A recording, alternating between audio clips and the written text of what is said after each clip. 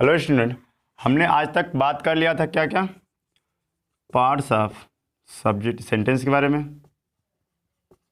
और sentences type के बारे में। हमने दो टॉपिक पे बात कर लिया और ये पूरा कवर भी हो चुका है। पार्ट्स ऑफ सेंटेंस भी खत्म हो चुका है और सेंटेंस टाइप। आज हम बात करेंगे नए टॉपिक पे जिसका नाम है द वर्ब। द वर्ब ये नया टॉपिक है, चैप्टर भी मान सकते हैं इसको।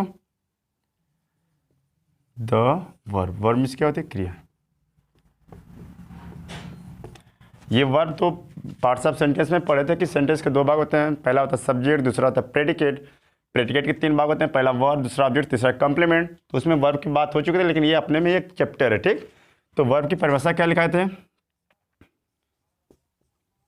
जिस शब्द से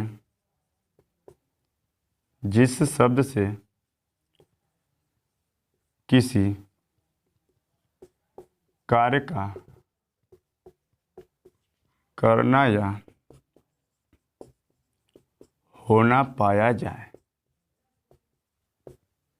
उसे वर्ब कहते हैं। जिस शब्द से किसी कार्य का करना या होना पाया जाए उसे वर्ब कहते हैं। जैसे Ram reads a book, Ram एक किताब पढ़ता है। You are playing cricket, Ram किताब पढ़ता है तो इसमें पढ़ना वर्ब हो गई, और यू आर प्लेइंग क्रिकेट में तुम खेल रहे हो तो ये भी वर्ब है, ये भी वर्ब, लेकिन मेन वर्ब तो यही है, तो इसमें प्लेइंग वर्ब हो गई, ठीक। तो परिभाषा क्या थी? जिस शब्द से किसी कार्य का करना या होना पाया जाए उसे वर्ब कहते हैं। जैसे राम रीड्स अ बुक में राम पढ़ता है, क्या पढ़ता है? किताब पढ़ता है, तो पढ़ने काम यहाँ पे हो रहा है और यहाँ पे खेलने काम हो रहा है, तो ये वाला जो शब्द होंगे दोनों क्या होंगे? वर्ब होगी, ठीक। तो आप पढ़ेंगे टाइप ऑफ वर्ब, यानी क्रिया कितने प्रकार की होती है। क्रिया के प्रकार, वर्ब 5 प्रकार की होती है। 5 प्रकार की होती है वर्ब, 5 प्रकार की होती है। पहला ट्रांजिटिव वर्ब, मीन्स होता है सकर्मक क्रिया। सकर्मक क्रिया। दूसरा होता है इंट्रांजिटिव वर्ब, मीन्स होता है अकर्मक क्रिया।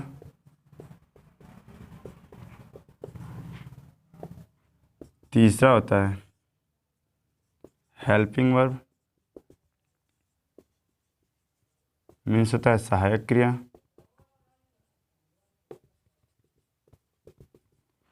चौथा होता है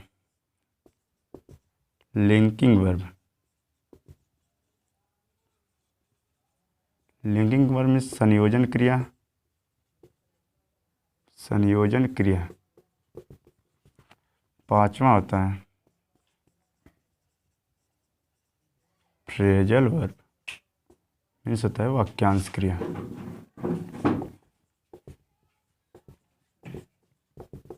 क्रिया।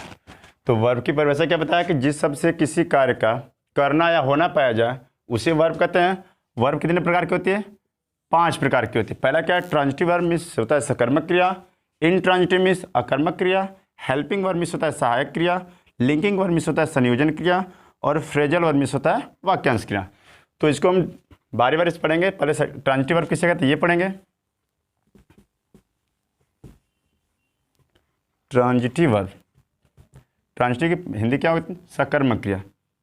यानी परिभाषा क्या है कि जिस क्रिया का कर्म होता है उसे ट्रांजिटिव वर्ब कहते हैं।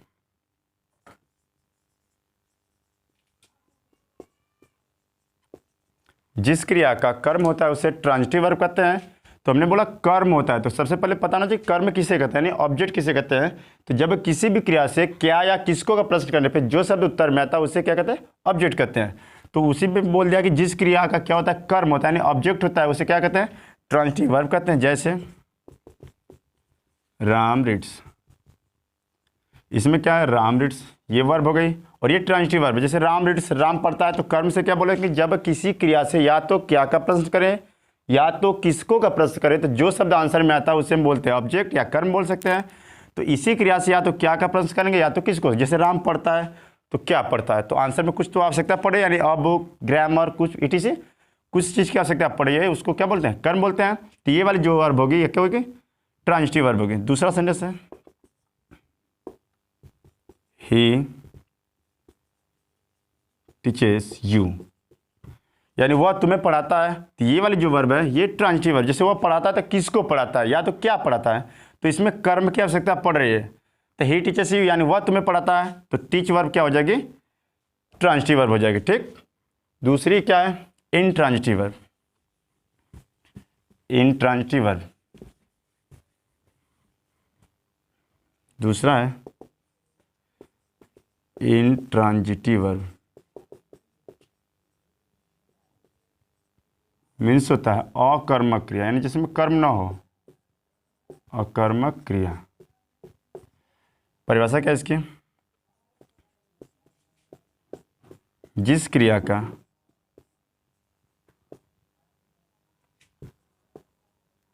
कर्म नहीं होता है,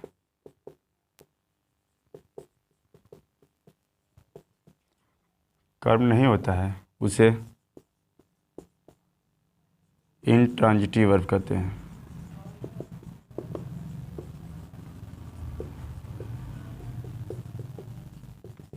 जैसे परिभाषा का इंट्रांजिटिव वर्ब की हिंदी क्या होती है, अकर्मक क्रिया। अकर्मक क्रिया किसे कहते हैं, जिस क्रिया का कर्म नहीं होता है उसे अकर्मक क्रिया बोलते हैं, इंट्रांजिटिव वर्ब कहते हैं। जैसे ही लाफ्स, वह हंसता है। इसमें जो ये वर्ब है ये इंट्रांजिटिव, क्यों हंसता है, तो क्या हंसता है, कोई कारण नहीं मिलेगा, क्या हंसता है, क्यों पूछ सकता है। और अब कर्म क्या होता है, या तो क्या से आंसर आए या तो किसको से आए, तब आवश्यकता पड़ेगी कर्म की। तो इसमें हंसता है, क्या हंसता है, तो आंसर मिल नहीं सकता, लेकिन क्यों हंसता है तब बताएंगे इसलिए हंसता है या कोई कारण होगा, तो किसको से प्रश्न भी नहीं आएगा इसमें। दूसरा वर्ब है ही रन्स, जैसे वह दौड़ता है। ये होगी हमारी इंट्रांजिटिव वर्ब, क्योंकि इसमें कर्म की आवश्यकता नहीं पड़ती है। अब कर्म क्या होता है, कर्म की बात कर लें। ट्रांजिटिव में बताया कि जब जिस क्रिया का कर्म होता है उसे ट्रांजिटिव वर्ब कहते हैं, और जिस क्रिया कर्म नहीं होता उसे हम इंट्रांजिटिव कहते हैं। ठीक, तो इसकी परिभाषा किताब में भी देखेंगे तो मिलेगा कि जब किसी क्रिया से कार्य करने पे क्रिया का जो प्रभाव होगा वो कर्ता पर न पड़ करके कर्म पर भी पड़े, उससे हम ट्रांजिटिव बोलते हैं। और इंट्रांजिटिव किसे बोलें, जब किसी क्रिया से कार्य करने पे सिर्फ कर्ता पे प्रभाव पड़े, कर्म की आवश्यकता न पड़े, उसे इंट्रांजिटिव कहते हैं। जैसे मान लीजिए कि यहाँ पे एप्पल है, एप्पल बनाए किस, मैन को बना देते हैं। ये मान लीजिए कि आम है, और ये जैसे आई इट मैंगो, यानी मैं आम खाता हूं। तो ये वाली जो वर्ब है ट्रांजिटिव है कि इंट्रांजिटिव, इसकी पहचान करेंगे। तो हमने बोला कि जब किसी क्रिया से कार्य करने पे जो क्रिया द्वारा किया गया कार्य का प्रभाव सिर्फ कर्ता पर न पड़ करके कर्म पर भी पड़े, उसे ट्रांजिटिव कहेंगे। और इंट्रांजिटिव क्या है कि जब किसी क्रिया द्वारा किए गए कार्य का प्रभाव सिर्फ कर्ता पर पड़े, कर्म पर न पड़े, उसे इंट्रांजिटिव यानी अकर्मक क्रिया बोलते हैं। या तो सीधा सा बोल सकते हैं, जिस क्रिया कर्म होता है उसे ट्रांजिटिव बोलेंगे, जिसका कर्म नहीं होता उसे इंट्रांजिटिव। जैसे मान लें कि आई इट मैंगो, ये सब्जेक्ट है, ये वर्ब है और ये ऑब्जेक्ट है। तो इस क्रिया से जब हम इट यानी इट मैंने खाना, ये वर्ब है, जब हम खाने काम करेंगे तो सब्जेक्ट पे भी प्रभाव पड़ेगा और ऑब्जेक्ट पे भी पड़ेगा। तो जिस क्रिया से कर्म करने पे जिसका प्रभाव सिर्फ कर्ता पर ना पड़ करके कर्म पर भी पड़े, उसे ट्रांजिटिव वर्ब कहेंगे। जैसे मान लीजिए कि यहाँ आम है, अगर मान लीजिए कि यहाँ से इतना खा गए, जब इतना खा जाएंगे और कुछ समय बाद देखेंगे तो इतना खाया हुआ है, तो इस क्रिया से जब हम कार्य किए यानी खाने काम किए तो मेरा भी प्रभाव पड़ा, यानी मेरा भी मुंह डोला होगा या दांत तो कुछ एक्टिविटी हुई होगी। और जब आम को खाया है तो आम पे भी कुछ प्रभाव पड़ा। ठीक, जैसे यहाँ से खत्म हुआ उसका भी कम होना एक जाहिर बात है। तो जिस क्रिया का कर्म होता है उसे ट्रांजिटिव कहेंगे। या तो क्रिया के द्वारा किए गए कार्य का प्रभाव सिर्फ कर्ता पर न पड़ करके कर्म पर भी पड़े, उसे ट्रांजिटिव कहते हैं। और क्रिया द्वारा किए गए कार्य का प्रभाव सिर्फ कर्ता पर पड़े और कर्म पर न पड़े, उसे इंट्रांजिटिव कहते हैं। जैसे अभी लिखा था कि he runs on the road, on the road यानी वो क्या है, वह सड़क पर दौड़ता है। तो ये जो दौड़ना है ये तो वर्ब है, लेकिन ये ट्रांजिटिव है कि इंट्रांजिटिव। तो हम बात करेंगे जब कोई व्यक्ति है वह दौड़ता है, तो दौड़ने का प्रभाव तो सिर्फ इसी पड़ेगा, सड़क पर तो कोई पड़ेगा नहीं। तो जिस क्रिया का कर्म होता है उसे ट्रांजिटिव कहेंगे, और जिस क्रिया का कर्म नहीं होता है उसे इनट्रांजिटिव कहते हैं। यानी जो व्यक्ति दौड़ रहा है उसका प्रभाव सिर्फ कर्ता पड़ेगा, कर्म पर ना पड़ेगा, यानी सड़क पे कोई प्रभाव नहीं पड़ेगा, उसे इनट्रांजिटिव कहेंगे। ठीक, दूसरा ये हो गया इनट्रांजिटिव। तीसरी बात करते हैं। तीसरी वर्ब है helping verb. Helping verb means होता है सहायक क्रिया, मीन्स सहायक क्रिया। हेल्पिंग वर्ब किसे कहते हैं? वे वर्ब यानी वे क्रियाएं, वे वर्ब्स जो मुख्य क्रिया के साथ, वे वर्ब जो मुख्य क्रिया के साथ मिलकर कार्य करें उसे हेल्पिंग वर्ब कहते हैं।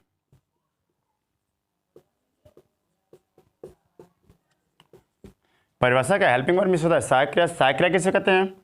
वे वर्ब्स यानी वे क्रिया या ऐसी क्रियाएं जो मुख्य क्रिया के साथ मिलके कार्य करे उसे क्या कहते हैं? हेल्पिंग वर्ब कहते हैं। अब मुख्य क्रिया क्या होती है? रहना, खाना, पीना, सोना, खेलना, ईटीसी जो होता है सब मेन वर्ब होती है। अब उसके साथ सहायक क्रिया is, are, am, was, were, has, had, ETC जो भी रहता है उसको हेल्पिंग वर्ब। जैसे आई एम टीचिंग यू, मैं तुम्हें पढ़ा रहा हूं, तो ये वाली जो वर्ब है ये तो मेन वर्ब है, ठीक। लेकिन ये वाली जो वर्ब आई है ये हेल्पिंग वर्ब है। तो हमने बोला हेल्पिंग वर्ब क्या होता है कि ऐसी वर्ब या वे क्रियाएं जो मुख्य क्रिया के साथ मिलके कार्य करते हैं। ये मुख्य क्रिया है, अगर इसके साथ एम नहीं रहेगा तो सेंटेंस इरर हो जाएगा, नहीं गलत हो जाएगा। तो ये वाली वर्ब जो होगी क्या होगी? हेल्पिंग वर्ब होगी, ठीक। और इसमें बोला अगर पूछना चाहें कि ये जो टीच है ये कौन सी वर्ब है? ट्रांजिटिव है कि इनट्रांजिटिव? तो अगर मैं पढ़ा रहा हूँ तो क्या पढ़ा रहा हूँ ये भी आंसर मिल सकता है, किसको पढ़ा रहा हूँ ये भी मिल सकता है, तो ट्रांजिटिव हो जाएगी। जिस क्रिया कर्म होता है उसे ट्रांजिटिव वर्ब कहते हैं, ठीक। और हेल्पिंग वर्ब क्या होता है कि वे वर्ब जो मुख्य क्रिया के साथ मिलके कार्य करे उसे क्या कहते हैं? हेल्पिंग वर्ब कहते हैं। जैसे is, are, am, was, were, ETC. Example, दूसरा एग्जांपल देख लीजिए हेल्पिंग वर्ब का। जैसे you are eating an apple, यानी तुम सेब खा रहे हो। तो खाना तो ये वर्ब है लेकिन इसके साथ सहायकता क्या करे? आर, तो ये वाली जो वर्ब हो जाएगी हेल्पिंग वर्ब हो जाएगी, ठीक। तो अगली हेडिंग रहेगी, हम अगले वीडियो में बात करेंगे। चौथा heading linking verb. Linking verb, linking means होता है संयोजन क्रिया। इसके विषय में हम अगले वीडियो में बात करेंगे, संयोजन क्रिया। Okay, thank you.